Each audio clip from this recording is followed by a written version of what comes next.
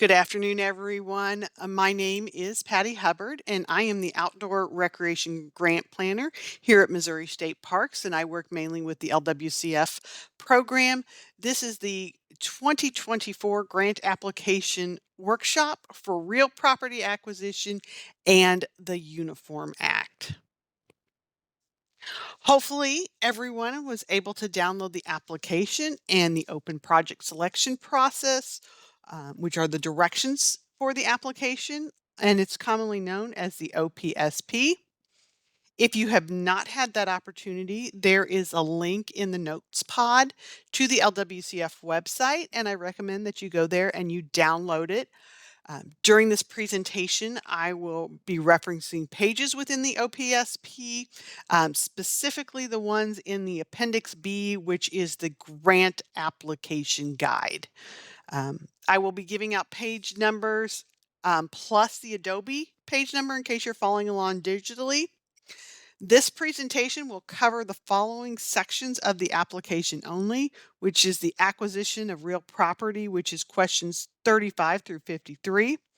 Please make sure that your questions focus on this section only. If you have questions about other sections within the application, make sure to register for those workshops, or if you're unable to attend them, please feel free to give me a call or email me. Before we start looking at the actual questions within the application, you guys need to understand the process that you're going to be following to acquire real property with federal funds. All acquisition of real property with LWCF funds, whether through purchase, donation, easement, or lease, must comply with the Uniform Relocation Assistance and Real Property Acquisition Policy of 1970 as amended. Known as the Uniform Act, this act applies to acquiring property with non-federal funds when the interest is to apply for federal funds in the future. In other words, a project sponsor can't knowingly circumvent the federal law by acquiring real property with local funds and not follow the regulations of the act and then apply for LWCF at a later date for project development. The Uniform Act ensures that landowners are fully informed of their rights and are justly compensated when selling or leasing property or selling or leasing any type of interest in the property. As part of this assurance, the Uniform Act requires an appraisal and appraisal review to be performed that complies with the provisions outlined in the Uniform Appraisal Standards of Federal Land Acquisition. Additionally, the Act also covers the provision of relocation assistance to owners or tenants displaced by the acquisition. So even if you're not using the land as match or grant expense, if you are acquiring the property now to use an LWCF grant on it, you must follow the Uniform Act. And if you're going to be using grant funds, or if it's being donated as part of the project, you will be following the Uniform Act as well. Many of the steps of the Uniform Act must take place before or during the application process, and that is what we're going to be covering today. It's important to remember that you cannot take title to the property, even if it's a donation, until a federal award is received and our staff has issued the notice to proceed.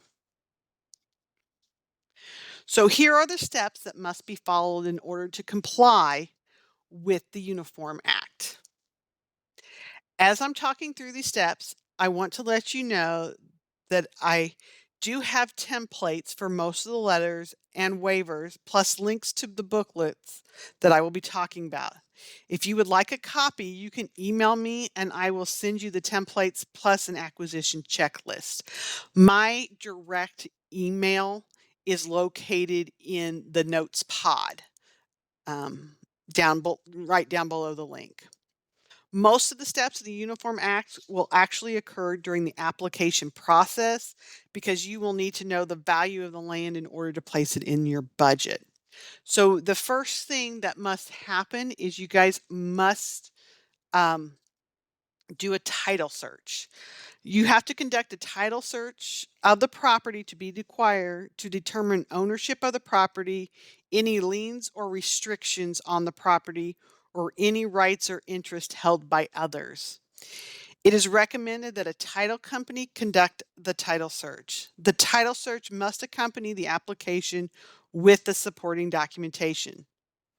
The cost of the title search is not eligible cost for either reimbursement or match in the LWCF program and must be borne solely by the project sponsor. 2, you need to contact the seller. Make initial contact with the landowner to see if the land might be available for sale or for donation. At this point, the price cannot be negotiated since it must be based on an appraisal. If the initial contact is made via a phone call, follow up with a letter that indicates notice of interest to the property. The notice of interest letter must include a statement of landowner's rights, which is that the landowner has the right to just compensation for the property. Project sponsors are encouraged to enclose a copy of the Federal Highway Administration's booklet entitled Acquisition: Acquiring Real Property for Federal and Federal Aid Programs and Projects. If a community member approached the city about donating land, you should follow up with a letter to explain that they do have the right to just compensation. Third step, determine relocation assistance eligibility. Determine whether or not the owners, any businesses or tenants on the property might be eligible for relocation assistance. The owner and the tenants must be informed of their relocation rights. It is recommended that both the owner and any tenants be given a copy of the Federal Highway Administration's booklet entitled Relocation: Your Rights and the Benefits as a Displaced Person under the Federal Relocation Assistance Program, a PDF which can be downloaded online.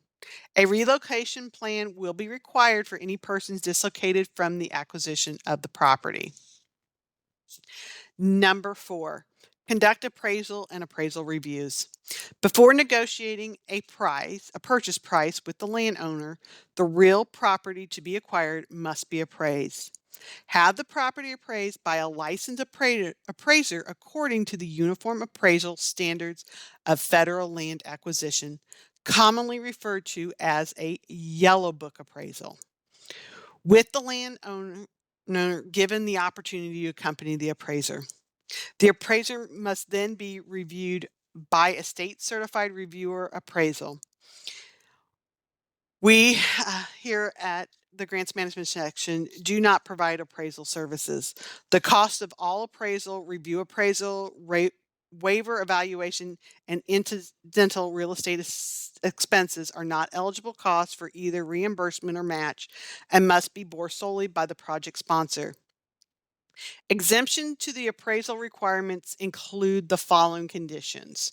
So 1, a waiver evaluation when fair market value of the land is less than $10,000. If the acquisition of the property is not complicated and a review of the available data suggests that the fair market value will likely be $10,000 or less, an appraisal is not required. Instead, a waiver evaluation from a qualified person, acknowledgement of the general market values in the project area will be acceptable. Note that the averaging of the final values of 2 or more appraisal reports to estimate the fair market value of property is unacceptable and does not meet the requirements of the Uniform Act. Another reason you don't have to do an appraisal is when the property is being donated. An appraisal is also not required when the landowner is donating the property and releases the project sponsor from their obligation to appraise the property. However, if the value of the donated property is being used as your project sponsor match, an appraisal or waiver evaluation will still need to be conducted to determine the fair market value of the property in order to determine the match amount. If the value of the land is being used as match, then the appraisal and reappraisal review will need to be included with the supporting documents. And one thing I want to mention here when we're talking about a yellow book appraisal, this is not something that every real estate appraisal person can do. There are specific requirements that that appraisal person has to meet in order to do a yellow book appraisal. So you want to make sure that you can find someone who meets the qualifications if you guys are purchasing or using donated land as value. The fifth step is to establish an offer of just compensation. Before initiating negotiations with the property owner, the project sponsor must establish an amount that they believe is just compensation for the real property. The amount cannot be less than the approved appraisal of the fair market value of the property and must take into account the value of allowable damages and benefits to any remaining property. The project sponsor will then make a written offer to the owner to acquire the property for the full amount believed to be just compensation. The written offer must enclose a copy of the appraisal and appraisal review and must either be hand delivered or sent by certified or registered first class mail, return receipt requested. The sixth step, statement of just compensation. The offer of just compensation must also include a written statement for the basis of the offer of just compensation. The statement must include the amount offered as just compensation, a description and location identification of the real property and or the interest in the real property to be acquired, identification of buildings, structures, and other improvements which are included as part of the offer, and whether or not there are any other separately held ownership in the property, such as tenant-owned improvements. The statement must indicate that these ownership interests are not included in this offer. If a project sponsor is acquiring a portion of the property and not the whole, there may be damages or benefits to the remaining property. The statement of just compensation must also reflect those damages or benefits. Step 7, real property donation. In the case where the landowner is willing to donate the real property, an offer of just compensation and the statement of just compensation are not required. Instead, the landowner must sign a waiver of right to just compensation, which states that the landowner waives their right to just compensation and agrees to donate the property or property interest.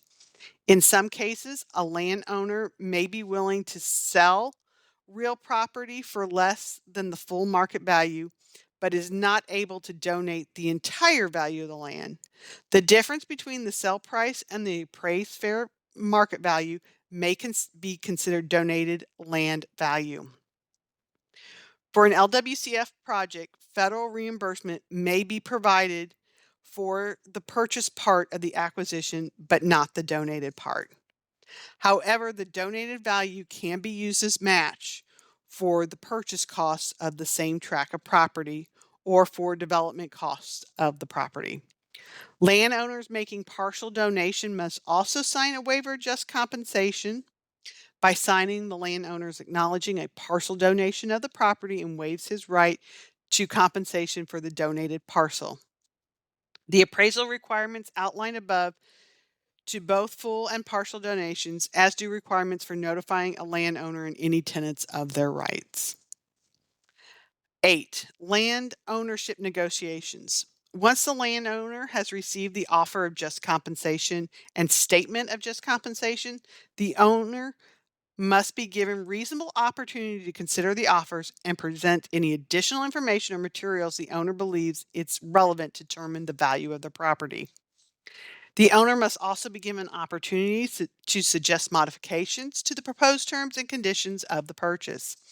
9. Updating the offer of just compensation. The project sponsor must have the initial appraisal updated and obtain a new appraisal if the information presented by the landowner indicates the need is warranted, or if a material change in the character or condition of the property is such that it requires updated information, or if a significant delay has occurred since the initial appraisal.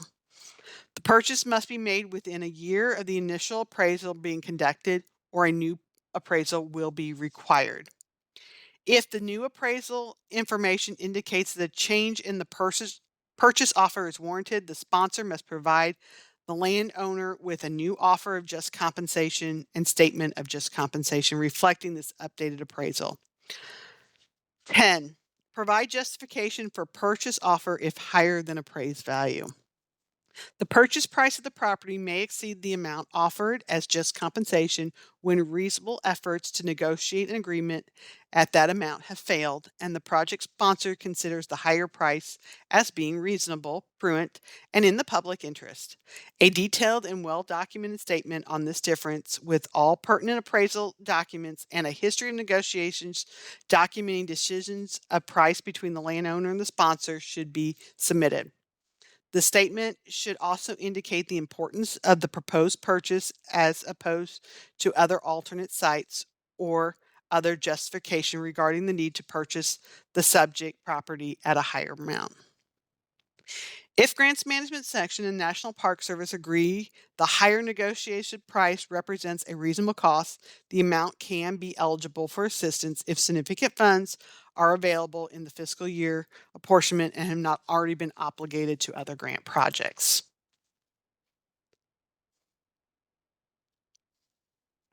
So let's now talk about the application itself. The application, of course, looks similar to last year's application, but there have been a couple of changes in the application, so please make sure you are filling out the 2024 LWCF application. Make sure that you work on the environmental review process early, because some of the processes can take 30 days to get replies back from other agencies. A complete application package must be postmarked or received by November 15, 2023. Courtesy reviews are due by October 11th if you would like us to review that and give you some comment back before you send in the final application. So section 1 of the application is question 1 through 8. Ask you to provide general information about the parties included in the application. The first two ask you to provide information about your organization. This should be filled out basically on the entity that is applying for the funds. Remember to use your mailing address and not your street address if those two are different. We no longer accept a DUNS number. We need you to provide your UEI, which is a 12-character alphanumeric ID from SAN.gov. If you do not have a UEI, you need to register with SAN.gov to receive one. This process can take up to a month, so start that now.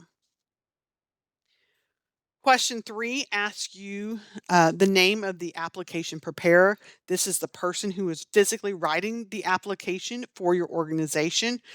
Whether you've asked someone outside your organization to do it or if it's someone within your organization, this is the person we're also going to contact if we have questions about the application. They are also the person that when we do the courtesy review, we're going to send them back our remarks. Question 4 is the project contact person. So this is the person who will manage the project if you guys receive an award. This does not have to be the same person as the grant writer. This person will also be required to attend the mandatory grant administrative workshop. Then question 5 through 8 basically asks you to list who your U.S. representative and your state representative, state senator, and your regional planning council is. These are people who, if you get awarded, might receive a letter stating that you got an award. Question 9 through 11 ask you to provide information about your organization's background and prior performance with the Department of Natural Resource. This is the first section is scored and is worth 10 points. Pursuant to 2 CFR 200, we are required to conduct a risk assessment of all applicants to ensure that they are being good stewardships of taxpayer dollars and that we are only awarding to grantees that have the capacity to manage the project. The answers given in this section provide some information about your organization. If you are selected to move into round 2 of the grant round, you will be asked to provide additional information to complete the risk assessment process, such as your most recent audit, accounting policies, and procedures. Make sure to answer these questions based on the organizations listed in question 1. So, for example, if the City of Missouriville Park and Rec Department is the applicant, the information should be about that department and not the city as a whole, and then vice versa. If the city is applying, don't just put the information about the Park and Rec Department who's going to manage the project. In question 11, please notice that we are asking you to provide performance history information for grants received by DNR as a whole and not just the LWCF, but only talk about grants that you have received in the last 10 years. Make sure to provide accurate information so that we are able to verify it with those grant managers during the risk assessment. The next section of the application, this is the questions 35 through 53, and these pertain to acquiring real property, whether through donation, purchase, or lease. Please note that this section combined with the following section on project development have a combined value of 20 points. The reason we combine these sections is because not all projects will do both acquisition and development. So we wanted to make sure that we score this one properly. So if you are actually acquiring real property, then your 20 points will be divided between this section and the following section.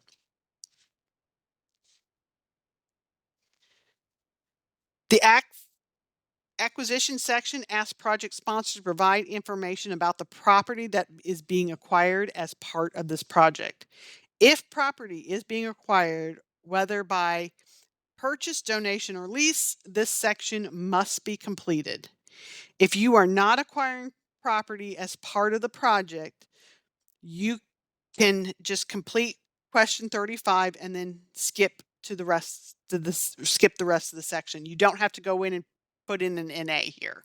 Okay, just click no and go directly to 54. But if you are acquiring, whether through donation and you're using that donation as match, or you are wanting to purchase it with the funds, you must fill out this section. So question 36 asks, why is acquisition necessary? This is where you would explain the purpose for acquiring property as part of the project. Your answers could be such as creating a new park in the city or adding land to an existing park. Question 37 asks you to describe the existing resources and features of the site that make it desirable for public outdoor recreation. So, are there existing resources or features on the site that made you choose it? Maybe it's within walking distance of a neighborhood. Maybe a developer is developing a neighborhood and he's donating a park in the middle of that new subdivision to be used as a pocket park for the city. That is what you would put here. In question 38, ask you to explain how this acquisition is contributing to outdoor recreation in the long term. So, is this acquisition in an area of an unserved population? Is this new park going to be in an area of the city that doesn't even have a park in it? Which happens in some cities where all the parks are on the south and maybe the north side has no parks and you're putting a park up in the north side. So think about that. Question 39 through 41 is asking you about the parcel or parcels that are going to be acquired. So, what is the name of the parcel? What is the size in acreage? And what is the value of the land? The value of the land must be based on that appraisal that meets the Uniform Appraisal Standards for Federal Land Acquisition and Title 49 CFR Part 24, which is commonly known as the Yellow Book Appraisal. That appraisal must be conducted by a certified general appraisal, and a technical review of the appraisal must be performed by a qualified review appraisal. The appraisal should be less than 6 months old. If the property is valued at less than 10%, a waiver evaluation can be completed by a qualified professional and used in lieu of the appraisal. Please include a copy of the appraisal review, and or waiver evaluation with this application. Remember that in order to use an LWC grant on newly acquired property, the land acquisition must comply with the Uniform Act. The cost of all appraisals, review appraisals, waiver evaluations, and incidental real estate expenses are not eligible for either reimbursement or match in the LWCF program and must be borne solely by the project sponsors. So that means that only the value of the land that is in the appraisal is what can be used as match or purchase price. So question 42 asks you to indicate what is the anticipated acquisition date.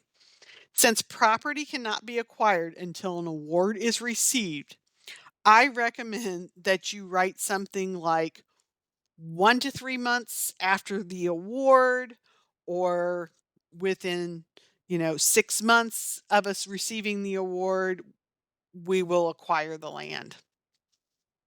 43 asks you to confirm which statement is true. So you can either choose a state certified review appraisal has reviewed the appraisal and has determined that it was prepared in conformity with the Uniform Appraisal Standards for federal land acquisition, or you can pick a qualified professional has prepared a waiver evaluation for this property in conformity with 49 CFR 24.0102 CD2.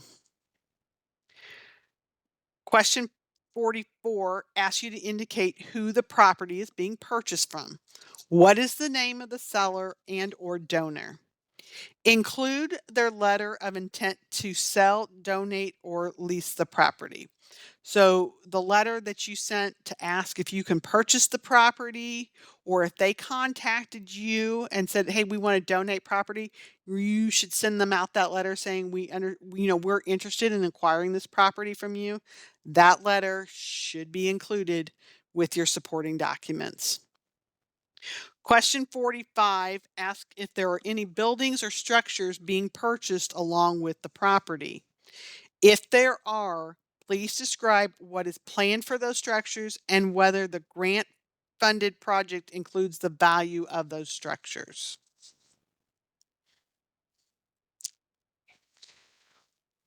46 asks you to explain how the site will be made and open and accessible for public outdoor recreation use. Describe your plans, including any planned signages, entrances, parking, site improvements, or other allowable activities. If this application includes construction of facilities, include a brief description of the scope of work. So when you purchase property with LWCF funding, it has to be open to the public immediately, but you don't have to develop it for at least 3 years. In the first 3 years, you actually have to develop it. So if application is just to acquire it, they want to know how you're making it open as passive parkland at this time. So 47 asks when the park will be open for public outdoor recreation use. Please provide an anticipated date from when the site will be made open and available for public outdoor recreation use. For example, you could say within 2 years of the notice of a grant award, or you could say like January 2026. Um, so remember, you have 2 years to complete a project once you receive a grant fund. If you're acquiring property as part of that, sometimes that happens within the first to 3 months of you getting the grant is used for acquiring the property, and then you have 18 months to complete the project, so it can be completed in 2 years. Question 48 asks you to describe the development that is planned for the site for the 3 years following acquisition. This information will be used to ensure compliance with the National Historic Preservation Act and the National Environmental Policy Act, and as such should focus on what you reasonably expect to accomplish within 3 years, and not a master plan that's going to take you 10 years or more to complete. And that's why I was saying that you have to develop this property within 3 years. So whether you're doing this as an acquisition and development project, or you're just doing it as acquisition, if it's just acquisition, then what is your plans to develop it after that? And that is what they want to know here. And question 49, this is only for if your project is acquisition only.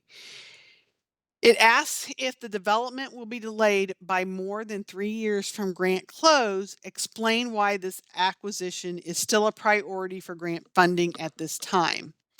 And what ability will the public have to use this site in the interim? If development will not be delayed for more than 3 years from the grant close, indicate when you think the development will be complete. If your project includes construction, please just write NA here. Don't leave this one blank. If you filled everything else out, just say NA because you're developing it as soon as you acquire it. So this is where they're asking that if you don't plan to develop this for 3 years, why is it a priority now to purchase it? Why? And it may be the fact that the land is available for sale right now. It may be that the property owner is donating it right now to the city, but the city doesn't have the budget to develop it for another 5 years. And so you just want to explain that here. Question 50 asks if this acquisition is an addition to an existing park or other recreation facility. If it is connected to another park or recreation, how will it support or enhance the existing park? So if you were able to acquire the land that's next to the park, how is that going to improve this park? Is what they're asking for here. Question 51 asks if the property is being acquired under threat of condemnation. If it is, please explain. So if this property has been condemned and you're purchasing it, why was it condemned? Question 52 asks if the property was listed for public sale. If it was, explain how the property owner was made aware of the grant sponsor's interest in the property and include the letter with your supporting documents. So if you happen to be looking and you notice that the property next to your park was for sale and you decide you want to purchase it, how did you reach out to them to tell them that you're interested? 53, ask if the project will involve donated property. So if this project is being, or the land is being donated to you, you definitely need to fill this out. If it will include evidence that the seller was offered the fair market value of the property as just compensation and willingly chose or is choosing to donate property instead. So this is where you've sent the letter to them. You stated in that letter that they do have the right to just compensation. The property owner comes back and says, nope, we want to donate it to you. This is where you have them sign that waiver of just compensation. You also have them include a letter stating that, yes, we want to donate this property to you. And all that has to be within the supporting documentation. Okay, so that takes us through that section of the of acquiring property. What we're going to cover now is the last page, which is the supporting documentation checklist. The supporting documentation checklist is provided on the application as an aid to project sponsors and should be completed before submitting the application packet. The supporting documents are required documentation to support your application and must be included in the application packet. For a detailed summary of each of these items on the checklist, go to the application guide on page 9 through 11 or Adobe page 32 through 34. So during this presentation today, just for the section that we covered, these are the following supporting documents that you should have. So you're going to have the title search. You're going to have the appraisal review, or the waiver of valuation. You're going to have a letter from the owner with their intent to sell, donate their property. You're going to have documentation of underserved population. And so all those things are needed in order to fill out this section of the application. So, in order for your application to be considered complete, you need to provide all the information listed in this checklist, unless it says if applicable. And then in that case, you have to determine if it applies. So, for example, the school community agreement is a requirement for schools that are applying, but does not apply to a city and or a county. The instructions also include template language for many of the items on the checklist. And I don't have in this booklet the templates for acquiring property. If you need those, please email me and I will send you templates along with the checklist of what the steps in the order that you need to take them. Okay. So please just email me and I will send those to you. Um, the Missouri State E-Verify is also included on page 13 and 16 or Adobe page 36 through 39 of the application guide. You will need to fill it out and return that with the application packet. Remember that incomplete or handwritten applications will not be scored. The certification of responsible person is the signature section. A responsible official of the sponsor's agency is actually the individual that is named in the resolution. And it must be signed and dated in the section in order to be a complete application, or the application cannot be scored. So if the application is not signed, we will not score it. Examples of responsible officers include mayors, city managers, administrators, park and rec directors, or chief financial officer. This person does not have to be the contact person listed on the application, nor do they have to be the person who wrote the application, but they should have read the application and understand what the requirements are for administering the grant should one be awarded. The responsible official cannot be an independent grant writer who is not affiliated with your agency.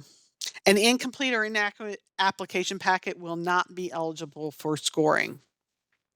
So this next one is the contact information for myself and also for Lindsay Latham, which is our grants management section chief. And I just realized my last name is still on there as Reed. So it is actually now Patty Hubbard. My phone number is there. Remember, applications are due on November 15th. Courtesy reviews are due to me by October 11th.